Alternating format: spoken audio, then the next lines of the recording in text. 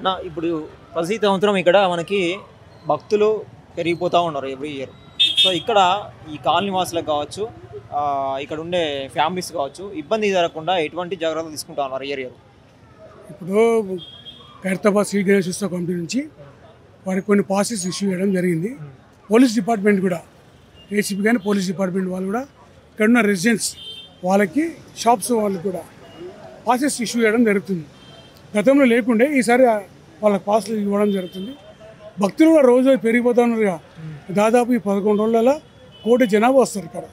Morning 5 to evening 11:30, 12 వరకు దర్శనాలు ఉంటాయి కాబట్టి రష్ పెరిగిపోతూ ఉంది.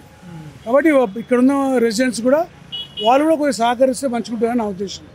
ఎందుకంటే మా గణపతి ప్రపంచంలో గుర్తింపు ఉన్నటువంటి వినాయకుడు, భారతదేశంలో పెద్ద వినాయకుడు. ఇతర రాష్ట్రాల నుంచి కూడా వస్తూ ఉన్నారు, మరి విదేశాల నుంచి కూడా వస్తారు.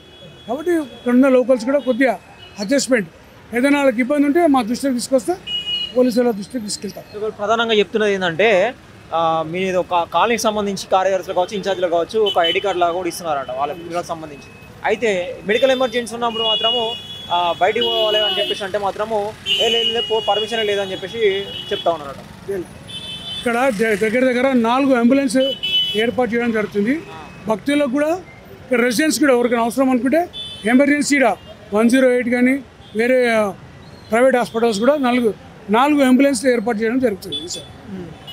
దాంతోపాటు ఫైర్ ఇంజన్ కూడా ఏర్పాటు చేయడం జరుగుతుంది. ఎమర్జెన్సీ అంతా రెడీ ఉన్నాయి, అన్ని ఆల్ డిపార్ట్మెంట్స్. ఎవరికైనా ఏమైనా ఇబ్బంది జరిగినా దాన్ని ఫేస్ చేయడానికి రెడీగా ఉన్నాం. టైం ఏమైనా పెట్టిరా లేకపోతే వాళ్ళకి ఎప్పుడు అవసరం ఉన్నప్పుడు పోవచ్చు? టైమింగ్ అంటే మార్నింగ్ ఉంటుంది, మార్నింగ్ నుంచి ఉంటుంది. ఎప్పుడైనా బయటికి పోవచ్చు, వాళ్ళకి ఐడి ప్రూఫ్ ఇచ్చడం, వాళ్ళు ఎప్పుడైనా బయటికి పోవచ్చు. అది ఇక్కడ ప్రధానంగా చెప్తున్నది ఏంటంటే ఇంకొక సమస్య, ఇక్కడ రైల్వే గేట్ ఉంది. ఆ రైల్వే గేటుకు పోయేటప్పుడు కూడా గంటలు వెయిట్ చేయాల్సి వస్తుంది. ఆ సమస్యను కూడా పరిష్కరించాలంటున్నారు. రైల్వే గేటు ట్రైన్స్ వస్తుంటాయి కదా, వచ్చినప్పుడు గేట్ వేస్తారు, అది తప్పదు కదండి. ఆ ట్రైన్ వేసినప్పుడు కొద్దిగా రద్దీగా ఉంటుంది కాబట్టి కొద్దిగా ఇబ్బంది కలుగుతుంది వాళ్ళకి. ఇక కొద్దిగా అడ్జస్ట్మెంట్ చేసుకోవాల్సిన అవసరం ఉందండి. అంటే వాళ్ళు అండర్ పాస్ చేయాలని చెప్పేసి ఒక ప్రతిపాదన పెడతా ఉన్నారు. అండర్ పాస్ అంటే గతంలో కూడా సెంట్రల్ గవర్నమెంట్ కూడా తీసుకోవడం జరిగింది. మా ఎమ్మెల్యే గారు కూడా ప్రయత్నం చేయడం జరిగింది, దానం నాగేందర్ గారు. అటు సైడ్ మెట్రో రావడం వల్ల కొద్ది ఇబ్బంది కలిగింది. లేకుంటే బైపాస్ ఎప్పుడో, దాని అండర్ పాస్ ఎప్పుడో ప్లానింగ్ ఉంటే అయింది. మళ్ళీ కూడా ప్రయత్నం చేస్తూ ఉన్నాం. ప్రతిపాదన ఏమన్నా ఉన్నదా? ఇప్పుడు ఉంది ప్రతిపాదన ఉంది. వాళ్ళు ఎవరికి రైల్వే డిపార్ట్మెంట్కి వాళ్ళ దృష్టికి తీసుకుపోయడం, వాళ్ళు కూడా ప్రయత్నం చేస్తారు. ఏ రకంగా చేస్తే బాగుంటుందని ఆల్రెడీ వాళ్ళ దృష్టికి తీసుకోవడం జరిగింది.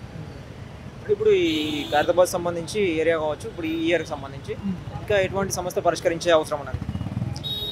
సమస్య చేయండి, ఆల్రెడీ అన్ని ఫ్లైఓవర్స్ వచ్చినాయి.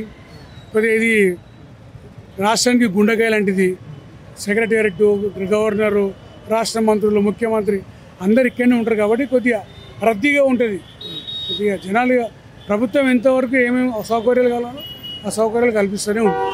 ఇప్పుడు రాష్ట్రంలో ఉన్న ఇంకొక టాపిక్ ఏంటంటే, ఈ ఎవరైతే ఎమ్మెల్యేలు పార్టీ మారారో వాళ్ళ మీద వేటు వేయబోతుందని చెప్పేసి పెద్ద ఎత్తున జరుగుతుంది. అది నిజంగా జరగబోతుందా, లేకపోతే వాళ్ళు జరిగితే ఎట్లుంటే సిచ్యువేషన్ ఇక్కడ? చట్టానికి అందరూ లోబడి ఉండాల్సిందే కదా.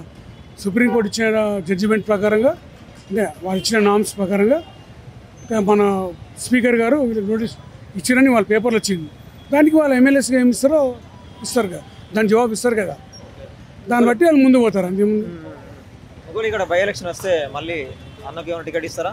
100% దాని మళ్ళీ గెలుస్తాడు. వేరే వాళ్ళు కూడా ఆశిస్తూ ఉన్నారు. ఒకవేళ ఆశ ఇచ్చిన చాలామంది ఉంటారు, కానీ ఈయన స్థానికుడు, ఎవరికి ఇబ్బంది కలిగే అందుబాటులో ఉంటాడు కాబట్టి 80% ఆయనే గెలుస్తాడు. విజయారెడ్డి పేరు కూడా వినిపిస్తుంది కదా. ప్రయత్నం తప్పలేదు కదా, ప్రయత్నం చేస్తుంటారు. ఎవరి ప్రయత్నం వాళ్ళు చేయడం తెలుస్తుంది కదా. ఎవరు బీఫార్మర్స్ వాళ్ళు ఉంటారు. నేను 100% చెప్పేది ఏంటంటే, దానం నాగేందర్ మాకు ఉంటాడు, కాంగ్రెస్ పార్టీ చాలా ఉంటాడు. బై ఎలక్షన్ వచ్చే అవకాశం ఉండదా? కంపల్సరీ ఉంటుందా ఉండదా, అది చట్టంలో ఉంది కదా, మనం ఎట్లా చెప్తామండి. ఉంటే డెఫినెట్గా ఫేస్ చేస్తాం. ఆయన మా ఎమ్మెల్యే కాబట్టి ఆయనే మాకు రెడీ ఉంటుంది పనిచేయడం.